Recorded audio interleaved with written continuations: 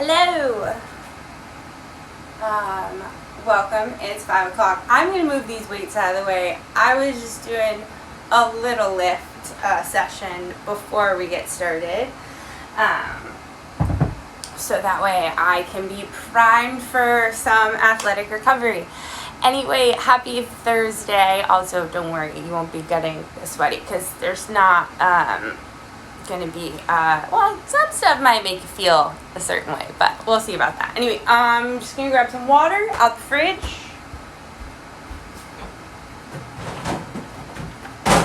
And we are good to go. So, we are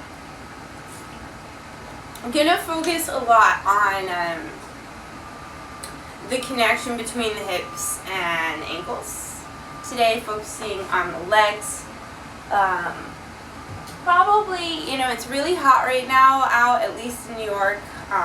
Lots of crazy weather happening all over the place. Global warming. Let's get a new president to fix that, or we will at least acknowledge that it exists, right?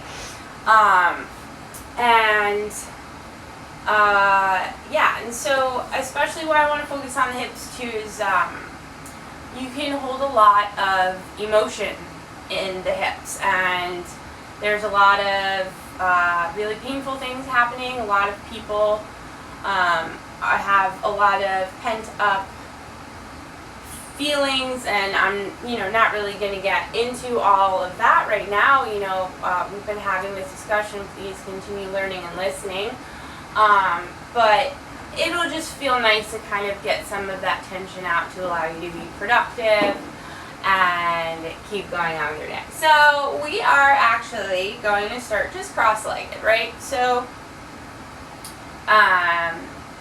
doesn't matter which leg is on top, just to kind of, I want you to take shift from side to side, right? So we're going to switch which leg is on top in about 2 seconds, and then you'll go and you'll switch and see if you feel anything different on the inside of one thigh, on the outside of another, or the hips tight. Can you even bring your legs all the way across? Like what happens when you try and move your feet a little bit closer towards your butt? You can go ahead and switch again. Right, these are all things that we want to notice. How far are your knees away from the floor? Are your feet flexed? Can you keep them flexed? What happens there? Do you feel tension along the front of the ankle? Okay, and so we are going to start in those hips. And let's grab something that you can prop yourself up onto, be it a pillow or... Sorry, I should have probably had this handy. But you might need something to bolster your height. You want to make sure that you can get both of your hips on it. And if it is a pillow, make sure it's one that you can fold if you feel like you're too low to the ground. So having a little bit of height underneath the hips is going to help you to shift your that tilting of the pelvis, right? So you're going to be more in a natural curve. So you're not going to let that pelvis dump underneath that posterior tilt of the pelvis, right? So if you think about the pelvis as a bowl of water, or like in this day and age, like a martini glass, right? Because we all need a drink, right? So if you tip it too far forward, that anterior tilt, right, you're sticking out the butt, right, it's going to feel kind of junky in the back as you go into hyperextension. Then if you tuck it underneath you too much, right, then you're going to kind of feel like you're sinking into the front of the hip when you're in that cross-legged position. So kind of rock back and forth on the sits bone, shift from side to side, and make sure that you're evenly situated.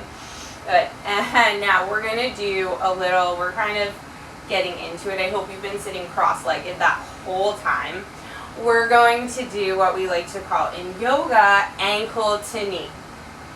So the important thing here is that you keep both feet flexed, and this is where that height underneath your butt is really going to come in handy. So I want you to go ahead and scoop that flesh away from the sits bone, so that way you can be nice and even. And right now I have my right ankle crossed on top of my left knee. And you want to make sure that it is actually your ankle on top of your knee and that your shins are parallel. And we're going to sit here for a little bit, right? Because the longer we stay in these uncomfortable positions, the easier it is to kind of dip into it. You might be feeling pretty heady in the front of that hip space, and that's good. We're going to work on that even more. And you might notice over time as you breathe and breathe deeply, and we're just staying here for a while. If this feels super easy to you, you can go ahead and take it into a forward fold. Now I want you to keep your spine long. So the more that we're here, yeah, and we're probably going to be here for about another 30 seconds or so, and you're probably cursing me, and why did I take this class? And you can always kind of back out of it slowly, or put something in front of you to prop your hands up on. If you feel like this knee is like really hard to hold up on its own, go ahead and put something in between your left ankle and your right knee to support it, okay? And then keep finding those square shins, right? So it's not that cross-legged triangular fold. It is actually stacking, right? And obviously you can see how tight I am. My knee is way up here in the air, right? So I'm human. I'm not like a super, I am a yogi, but I am not one of those bendy Instagram yogis, right? And that's not always good, right? So we want to make sure that we're using the structure of our bodies to support the shape. Okay, and now you can rock back. We're going to extend the legs out long in front of us. Shake them out, shake them out, shake them out. Give yourself a second. Maybe you give those thighs a wiggle from side to side. Get in there a little bit with the fingers. And then you're going to lean back. Your right leg is going to come on the bottom and your left ankle is going to come on top. Okay? And again, you'll have to readjust yourself, right? And maybe you feel one side is different than the other. Maybe you don't need as much height, or maybe you need a little bit more. Build your throne up, right? Super important. You don't have to muscle into the shape. That's not what athletic recovery is about. That's not what yoga is about also, by the way. If you can't reach the floor, you bring the floor to you. That's why there's blocks and bolsters and all sorts of things. And I want you to keep tilting forward, right? So that way the hips are stacked evenly, the shoulders are staying on top of the hips. You're flexing both feet. Holy crap. You might feel like you want to vomit, right? Don't let the shoulders come up. That's what we tend to do when we tense. Just keep breathing into it. I'm going to close my eyes for a second because this feels pretty gnarly. I'm taking a deep breath in and exhaling it out. I'm going to test to see what's happening as this time is going. And again, you can see that my shins, now this, my left shin is starting to drop a little bit more. Okay, so it's the whole hip is in this place right now, and there's a lot going on, so you probably will feel a lot regardless of whether you run or you haven't done anything. If you read the news and you have a heart, you'll be experiencing some sort of sensation, yeah? So we're going to take one more breath here, in through the nose, and let it all go. And shake those legs out, let it go. Bring whatever you had underneath your butt out. And go ahead and bring your feet together, right? So that way, I want you to think that like you have about a forearm's distance from maybe a little bit less from your heels to your pelvis. And then you're going to keep the big toe ball mound and the heel ball mound pressing together evenly. Good. Okay? And then gently keeping the shoulders down and back. That's not squeezing together, but let them glide down the back, keeping the front and the tops of the shoulder heads away from the ears. Good. You're going to press outward. So we're going to create a little bit more space on their own. And then I want you to bring your legs up without pulling them in like a little butterfly. Feel that outside of the hip working, and you should have engagement through the abdominals the whole time. And then you're going to press them down, and keeping your hands like just resting gently kind of gives you a little bit of a boundary. If you have a yoga strap or something that you want to wrap around your feet, and we're just pressing down, keeping the ball toe mound of the feet pressing together, so that way you're not using any one side more than the other, right? So we are staying evenly balanced from side to side, and then you're going to bring those legs up and hug it in towards center. We're going to do this one more time. You're like, what is this weird stuff that we're doing today? Well, we're going to stretch out the legs. Maybe you've been walking a lot more, running a lot more, and again, we're pressing down. And bring those legs up. Hold for 3, 2, 1, and let it all go. Nice long legs out in front of you for a moment. Okay, we are going to bring our legs into a 90-90 shape. So, what is 90-90? Well, 90, fortunately, that's the one thing, math, numbers are all the same in every language in every country. So what is a 90-degree angle? It's an L for Lee, L for love, L for loser, right? That's probably what you're thinking I am right now. No, I'm just kidding. Anyway, so with you're going to square off the hips, okay? And I need to adjust my mat. My butt can go on the floor for this, but you definitely want something a little bit soft underneath your knee. And everything is going to be at right angles. So, right angle, hip, knee, ankle. Great. And I'm facing, my hips are facing towards my right leg. So my right leg is the front leg. And then I'm going to make that same shape with my back leg. Okay? And now, you're going to re-square the hips, okay? So notice where you feel sensation. I want you to drive your right knee down into the floor and keep driving it down. Right, actively pull back on the ball toe mound.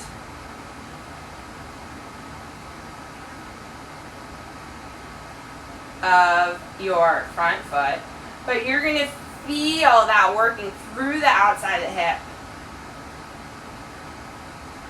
For 3, 2, 1. Now, you're going to keep this one, the right leg down. You're going to lift up your left knee. Hands can be on the floor behind you if you're new to working with the hips or you're super tight, until you're going to lift that knee as far as you can, and then you're going to start switching. So, now, I know I'm like completely not facing you, but now your left knee, I want you to push that towards the ground. You're in that internal rotation through the back leg, and you keep driving your right knee down. So much you could almost like lift the left foot off the floor. That's how much you are driving that left knee down. And it's going to help open up the hips, get rid of some of that internal rotation that can happen when we wear a lot of those running shoes. Good. And then again, you're going to lift up that right knee, that back knee, hold. And then try to stay as tall as you can. Bring that left knee down, right knee down. And this time, as we go over, we're going to fold over the front of that leg. And maybe you have a set of dumbbells in front of you, and you need to move them out of the way. And what you want is for your chest and stomach to come over that front thigh. And so maybe now you're feeling a similar sensation on the outside of the hip that you felt on the inside of the hip that we went during ankle to knee. And keeping that spine nice and long, right? Don't collapse into the shape. But go ahead and maybe you bring a yoga block or something underneath your head to support it. And just hang out here. And we're still driving the front knee down. So that right knee is pushing into the floor. You are activating through the hip. So it doesn't feel so dandy candy. But it's definitely going to help for some release. And we're going to do even more release, but we need to kind of do a little bit of this first.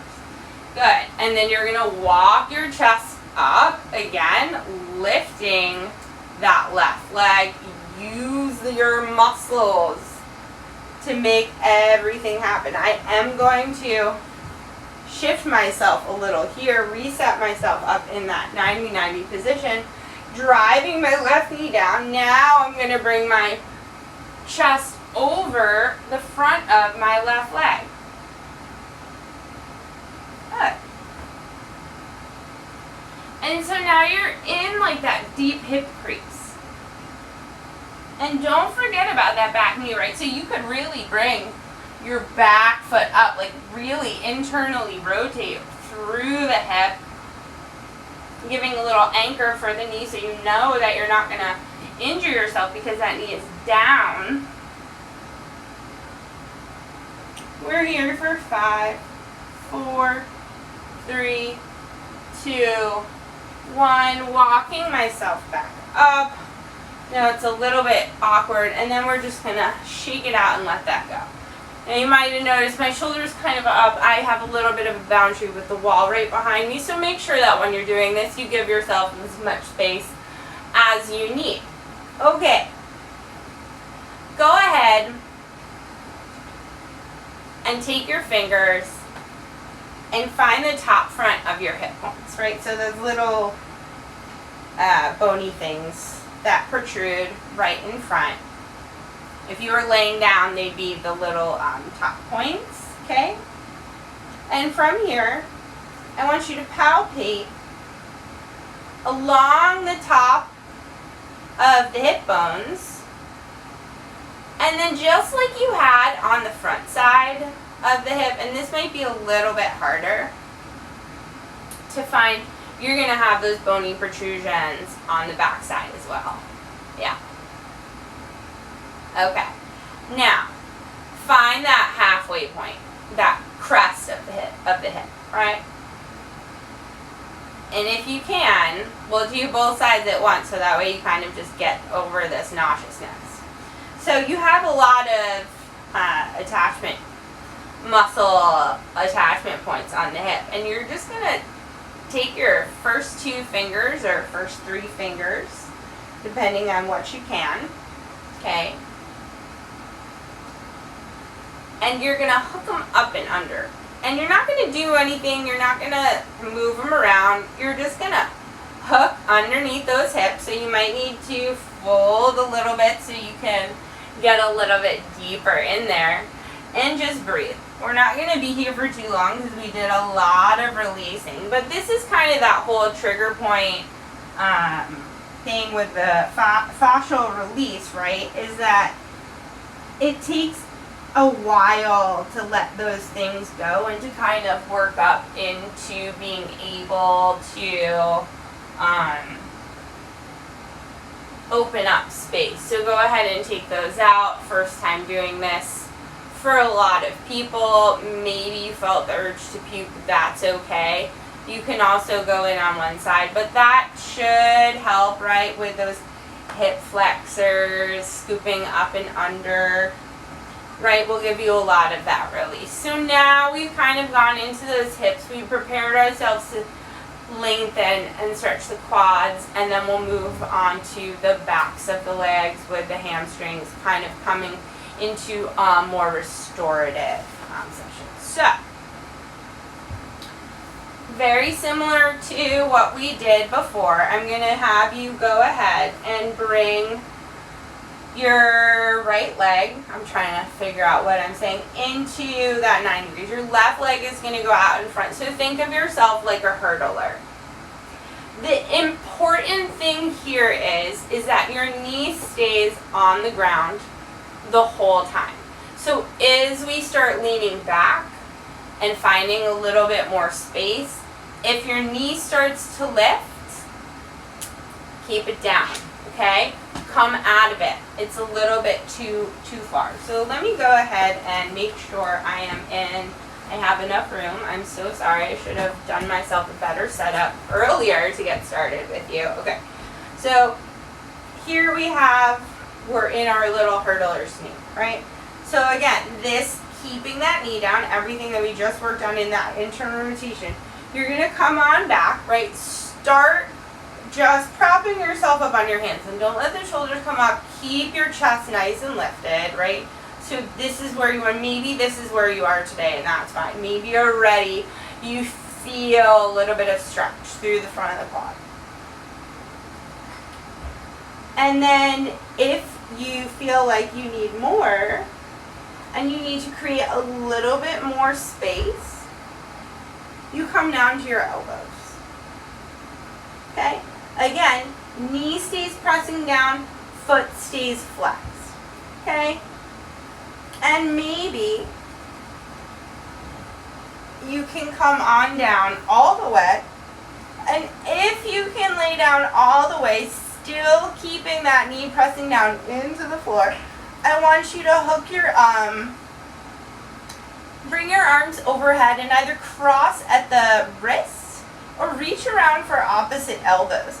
And keep an engagement through the abdominals. Keep a slight engagement of the glutes.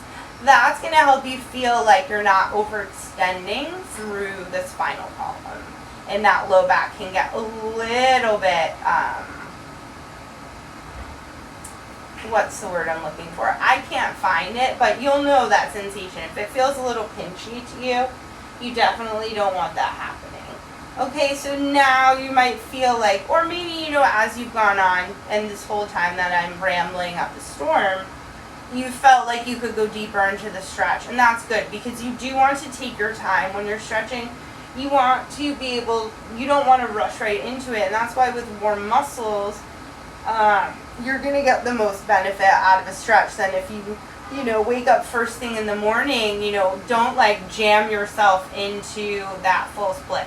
So engage the abdominals, unhook your arms overhead, abs in nice and tight. We're going to come out of it the same we came in. So back up to elbows, then onto hands. Then you'll bring your leg around. We're going to shake it out, shake it out, shake it out. Perfection.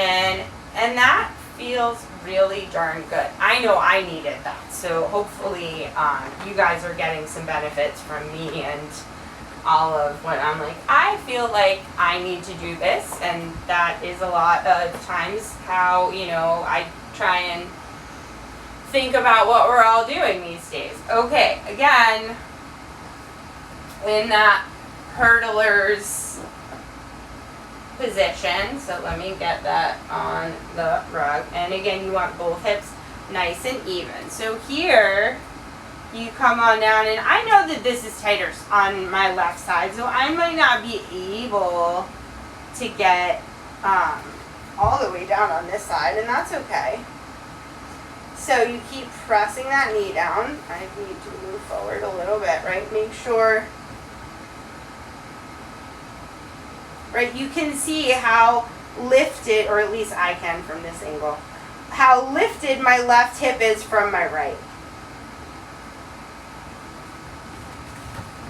And you see I came down and my knee lifted. Now I'm going to carefully take myself back out of that and just hang out here, because I can feel that sensation. It's just not letting go right here, Ooh, TFL. Dang, right? So this is your TFL. That's the tensor fascia latte. Not like latte that you drink. Isn't that funny? Keep pushing that knee down, right? You got to find that anchor point. So I'm trying to roll my left hip down. I'm going to bring my right leg in a little bit closer. is just a little bit tight. So maybe you take a couple fingers and you give it a little bit of a massage from top to bottom. Ooh. Good. And stay here and breathe.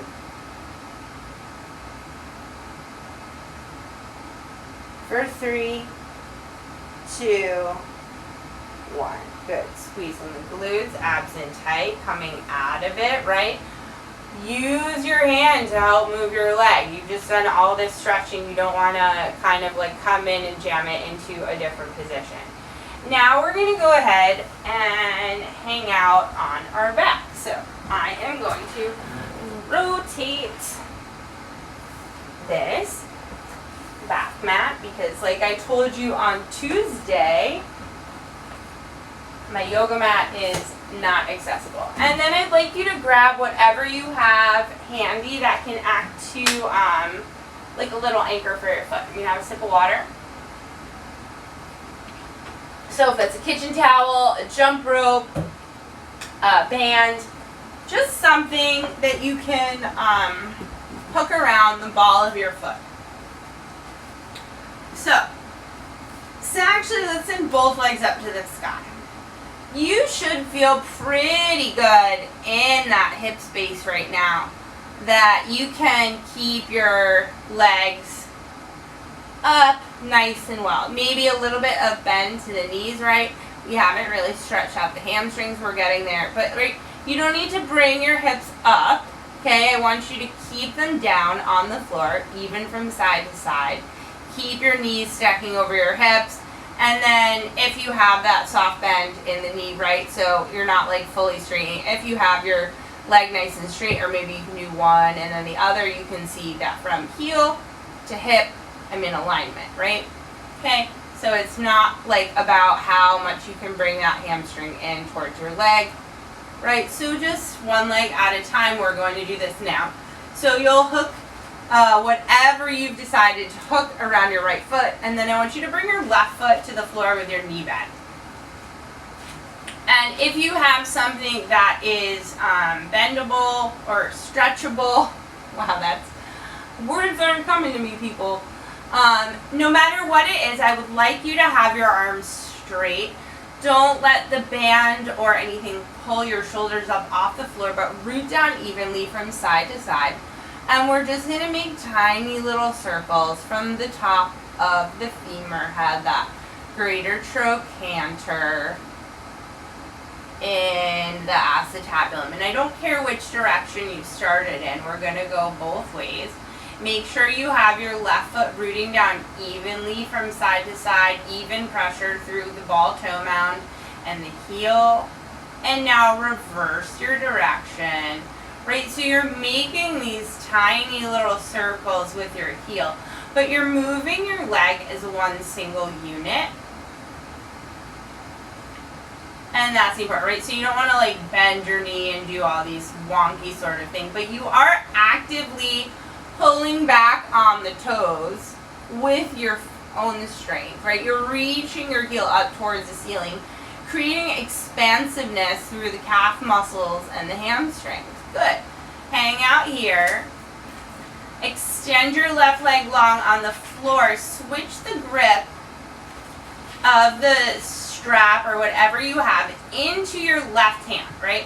And then you'll take your right hand, put it into that thumb into the right hip crease and kind of wrap your butt around towards the front of the room.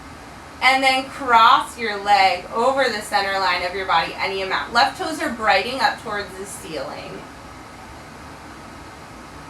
And now you probably feel a sensation on the outside of the leg. And I want you to sickle your toes so that way they're pointing in the same direction that the leg is going. And maybe now you feel something on the outside of the shin. Ooh, ow, spicy. But in a good way. And then bring your foot back to center.